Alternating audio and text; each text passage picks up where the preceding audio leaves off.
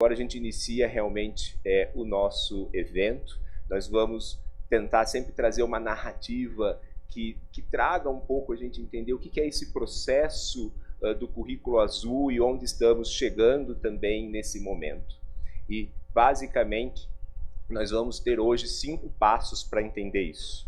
Né? Logo em seguida, nós vamos iniciar olhando esse cenário global, né, com uma apresentação de onde surge o Currículo Azul, esta ideia e o que acontece. E depois nós retornaremos com 4 momentos ao longo do dia, olhando no dia de hoje as experiências brasileiras do país que acolhe esse evento. Nós vamos iniciar do chão da escola, agora pela manhã, e entender um pouco da realidade escolar, dos professores, estudantes e de ações transversais que estão na escola. Durante o almoço, nós teremos um almoço que será servido aqui e será interativo, com o objetivo de que nós possamos discutir as apresentações dos trabalhos que foram trazidos em formatos de pôster, então nos permitir também fazer uma conexão. No período da tarde, nós vamos entender do ponto das políticas públicas e gestão de municípios, de Estado, né, como isso tem sido trabalhado de diferentes vertentes vindos do oceano e do clima, e, ao fim do dia, com a presença da ministra Luciana Santos e outra equipe, nós teremos alguns anúncios, né, referente ao tema da cultura oceânica. E com isso posto, eu chamaria de volta aqui para a sua fala inicial, para nos trazer uma fala inspiracional que traga o cenário global do Currículo Azul. Eu convidaria de volta a Francesca Santoro, da UNESCO, para a sua fala.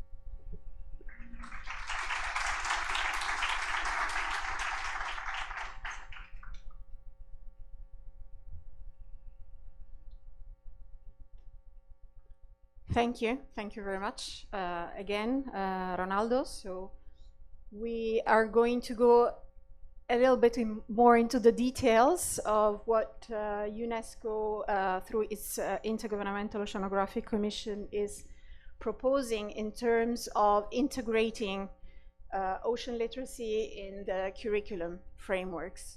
And I'm also going to show you the result of a study that we've been undertaking, looking at different countries and different curricula frameworks in those countries to see where and how the ocean is present, but also to give some recommendations to countries and governments on how to better integrate the ocean across different disciplines.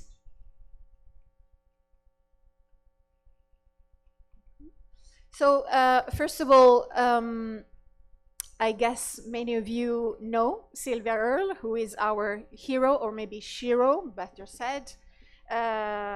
She is a tireless advocate for ocean. She's turning 90 years old this year. She still dives. She still goes around the world advocating for the ocean, so I think she's really a role model for all of us. And I always like to quote her because once she said, by far the greatest threats to the ocean and thus to ourselves is ignorance.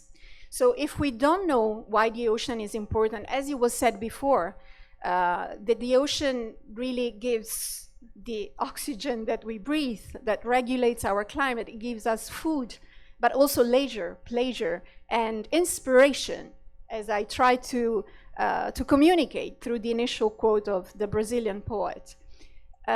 We are not going to solve the major problems and threats, in particular, in this very moment, in this very fragmented world that we live in. I think the ocean gives us this very important message that I keep on repeating in every speech I give. The ocean is the great unifier, as Jacques Cousteau was saying. The ocean is all interconnected, and this is a very important message that we need to give, as I said, especially today. The ocean connects us all, and the ocean gives us this opportunity of thinking that it is our shared responsibility to cherish the ocean, to protect the ocean. Therefore, as IOC, our approach to ocean literacy is not just to educate people or just to inform people about the importance of the ocean, but rather to empower people, to give people the tools to help them preserve, regenerate, and innovate. It's a very important message as well, to help people innovating and finding solutions for issues like the climate crisis that we were mentioning before. Ocean literacy was traditionally defined as the understanding of our influence on the ocean and the ocean influence on us, but it's actually it's a very exciting moment, and in the last couple of days, thanks to the discussion held with my fellow colleagues from the group of experts of ocean literacy, we were discussing quite a lot that this is an evolving concept, and it really goes back to what you were mentioning, this blue humanities concept. Ocean literacy started in the US exactly 20 years ago, and it was the objective was just to include ocean content into ocean science content into curriculum.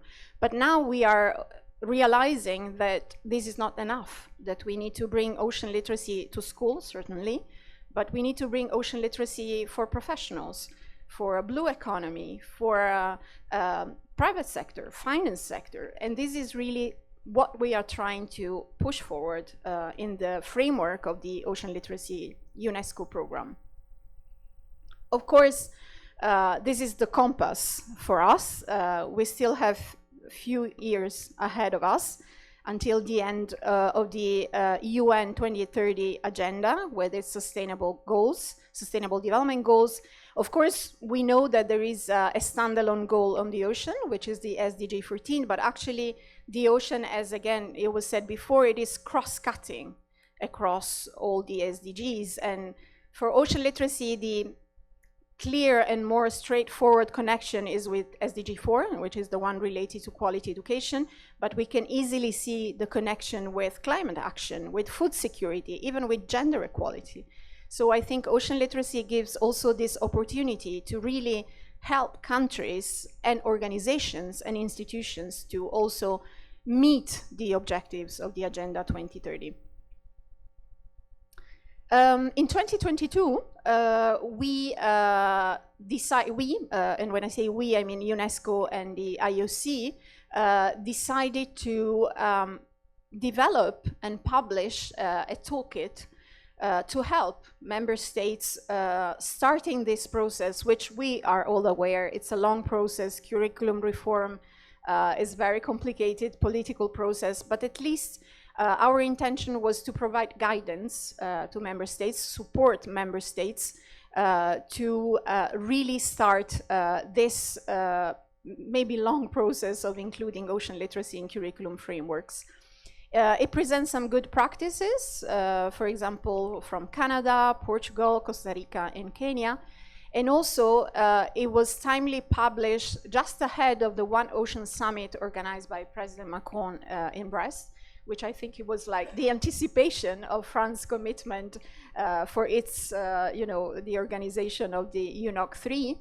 And at the time, our Director General, Madame Audrey Azoulay, launched a call to all our member states to include ocean education into curricula frameworks. Because she said, if we want to protect the ocean better, we need to teach it better. So unfortunately, we are not meeting that goal to have all our member states who have included ocean literacy in curriculum frameworks, but here we are in Brazil, who is leading the way.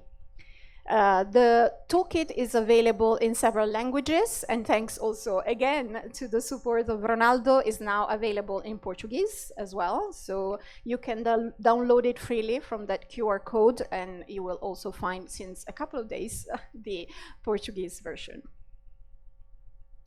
Our approach for the Blue Curriculum is very much based on these 4 elements. Knowledge and awareness, of course, is very important that we start all our initiatives and we start including ocean content into school curriculum by focusing on increasing scientific knowledge, knowledge on all the elements that characterize the ocean, but that's not enough. knowledge is not enough, and all research on, for example, behavioral change demonstrates very clearly that knowledge is not enough to change behavior. So we decided to include other elements in our proposal for the blue curriculum, which is, first of all, nature connectedness. We want our students to be more connected with the ocean, with the natural environment, because this is also, again, proved by a lot of studies. This, first of all, it helps them to better integrate the concept that they are learning. Being in nature is demonstrated by research, helps students learn faster and better, but also it creates that emotional bond that we were discussing before. Another important element of the theory of change model for ocean literacy that we are proposing is values and attitudes. We want the kids to be more aware, the students to be more aware that there are very important values that we need to bring when we protect the ocean. One is empathy, for example. One is solidarity. One is understanding that what is happening here in Brazil is relevant for Seychelles and vice versa. And it's very important that kids understand that what they are experiencing here is connected to somewhere else. And the attitudes means that we want, as I was saying before, we want the kids to feel empowered, that they can do something, that they can use the knowledge that they are acquiring in school to really give their contribution to ocean sustainability. I always say when I go to schools and I talk to students, I'm not really interested that you learn how many species of whales there are in the ocean, but I'm interested that you understand that you can do something. It doesn't matter what you will do in your life. You're going to be a minister, you're going to be a journalist, a researcher, a lawyer, a business person. You all can do something to protect the ocean. And lastly, competences. Competences are key, and when I say competences, I also talk about soft skills that were mentioned before. We want the kids to be able to collaborate, to cooperate, to be able to communicate clearly to different audiences what they are learning in school. We, as I said before, we also very recently, a month ago, published a policy brief, which was the results of a study that we did across different countries, including Brazil. And we highlighted some of the challenges that countries have to face to include ocean literacy in the curriculum frameworks. First of all, the curriculum challenge. What are the curricula offering to students in terms of ocean-related content? The teaching challenge, which was mentioned before. What is the current level of training that teachers have regarding ocean literacy and strategies? Because that's really important. It's not, as we were saying, just about knowledge. It's about also how we teach the ocean in schools. So what tools the teachers have to teach ocean and ocean literacy? The resources challenge. What source of learning material? That's another big issue. There are very little resources available for teachers to teach about the ocean, especially in this interdisciplinary and even, I would say, transdisciplinary manner. And the mainstreaming challenge. How is improved knowledge of the ocean mainstreamed into the social discussion outside of schools? So, as I said, we analyzed a number of curricula frameworks in different countries, and you can see from these maps, which were the countries that we took into consideration. As you can see, Brazil is one of them. And this is the results, so the findings that we observed. So first of all, the first finding is that the educational policy documents of the 9 sample countries make limited references to ocean-related topics. I know this is going to change very soon in Brazil, and is already changing. And even when such content is present, explicit mention of the ocean are really scarce. The second finding is that the greatest emphasis is found in references to terms within thematic clusters of environment, sustainability, and just only secondarily in ecology and biodiversity and climate change. The third finding is that ocean-related terms are most often found in relation to environment or its environmental characteristics. Almost no reference is made to other specific characteristics of the ocean. And the last finding is that ocean-related terms are mostly found in documents related to social science, citizenship, and physical education, and are virtually absent in natural sciences. So we learn about the space, but we don't learn about the ocean. So in this policy brief, of course, apart from presenting those findings, we propose some tools and strategies to governments to advance ocean literacy. And our proposal is made on these four elements.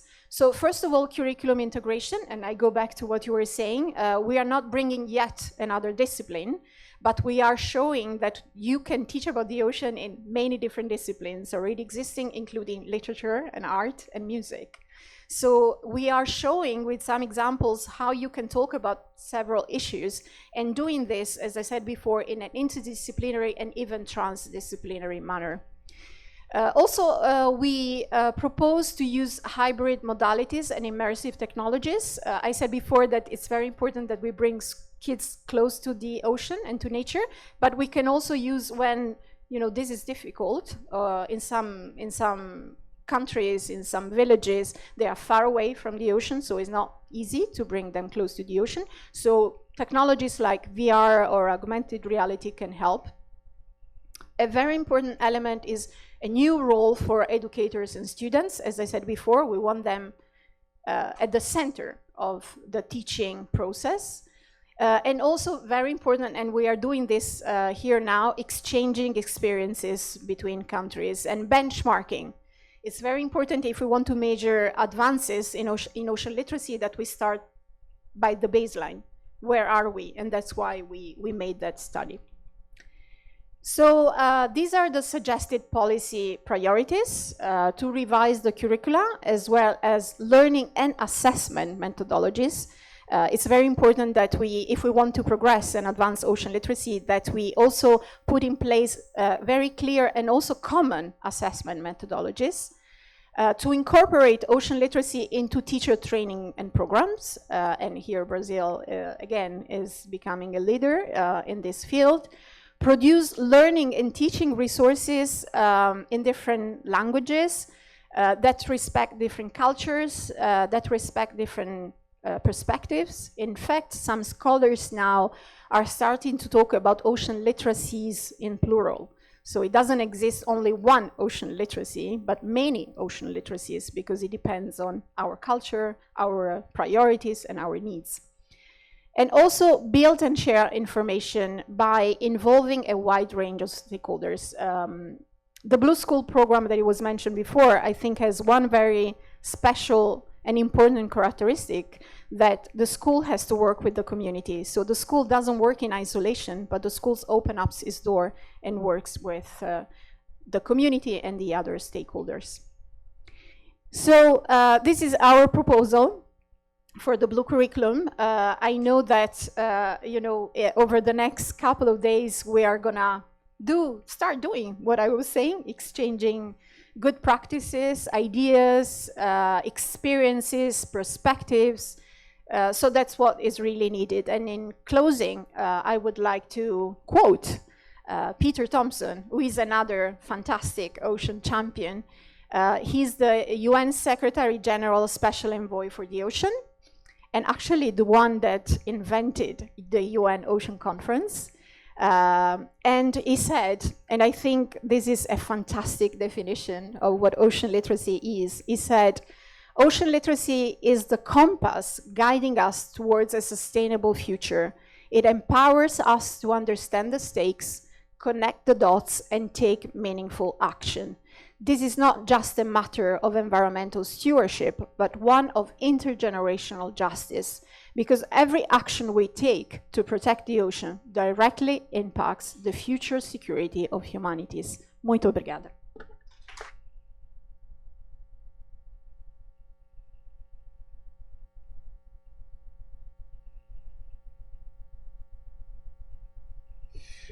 Francesca, muito obrigado pela apresentação, trazendo esse cenário global, mas acho que aqui também em nome de toda a comunidade, não só brasileira, mas global, muito obrigado pela sua liderança nesse processo mundial, né, que lida com toda a diversidade do norte e do sul global, das realidades, e incansavelmente é a liderança que faz isso acontecer. Muito obrigado.